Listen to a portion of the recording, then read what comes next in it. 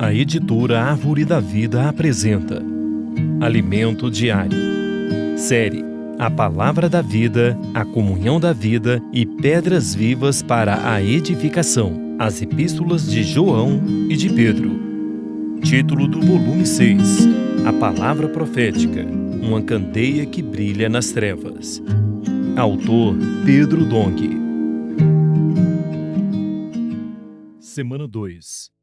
Participantes da natureza divina. Terça-feira.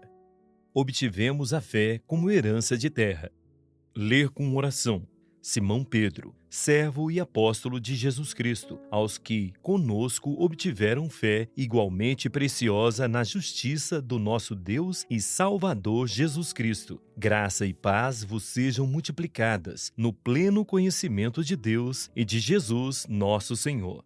2 Pedro 1:1-2. No início de sua segunda epístola, Pedro se apresenta como servo. Simão Pedro, servo e apóstolo de Jesus Cristo. 2 Pedro 1:1. Apóstolo quer dizer enviado. Logo, Pedro era um enviado de Jesus Cristo. No entanto, ele não usou o predicado de apóstolo do Senhor para apresentar-se como um dominador, mas apresentou-se como servo do Senhor Jesus, o qual, por sua vez, também veio na forma de servo, conforme registrado em Filipenses.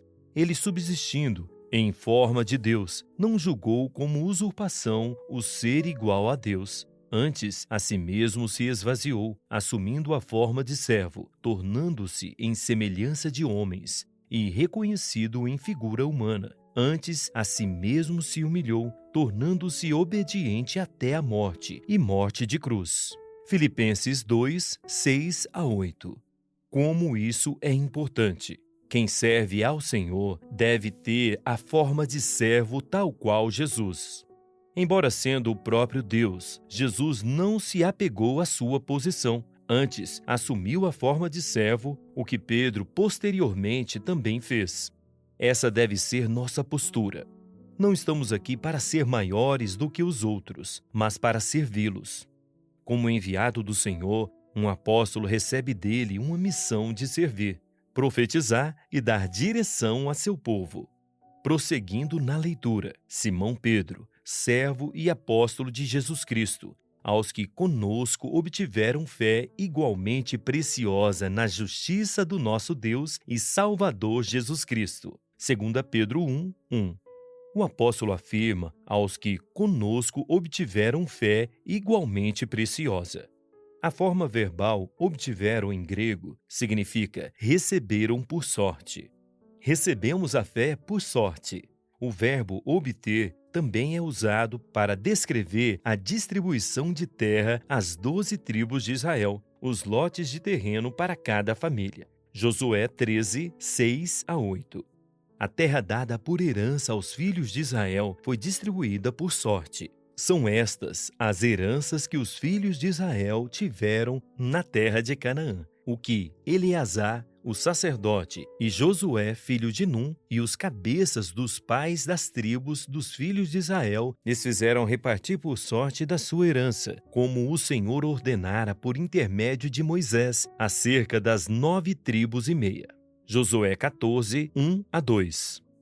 É interessante observarmos que os levitas não receberam porção de terra, porquanto as 2 tribos e meia já dera a Moisés herança além do Jordão, mas aos levitas não tinha dado herança entre seus irmãos.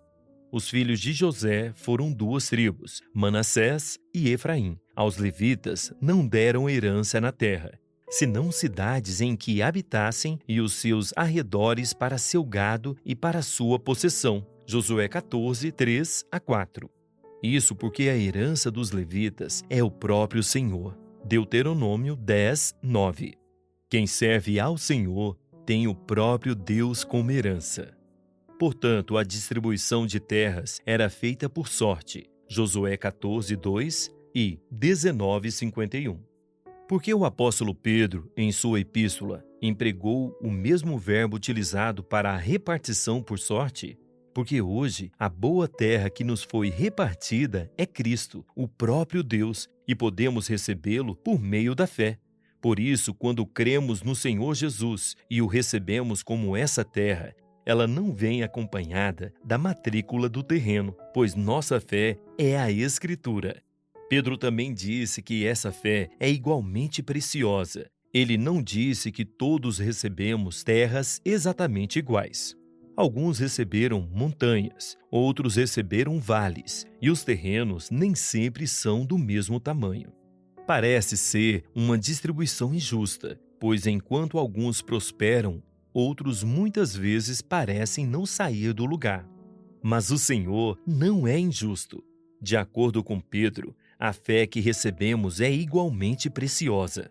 Deus é justo e imparcial e, embora de tamanhos diferentes, todos nós recebemos porções de fé de igual valor. Por exemplo, no Brasil, o tamanho do alqueire mineiro é diferente do alqueire paulista ou do goiano. Isso acontece porque alqueire não é uma medida de extensão de terreno, mas é uma medida de produção de grãos.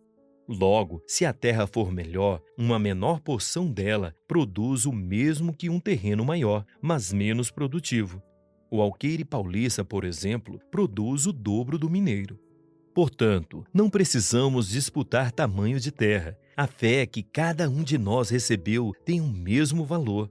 No entanto, a produção dessa terra dependerá de nosso trabalho. Não sejamos preguiçosos nem improdutivos, mas vamos trabalhar.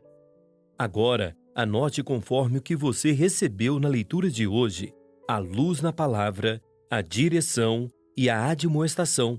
Ore e faça um grito de guerra com base nesses itens, para que a palavra profética seja sedimentada em seu coração.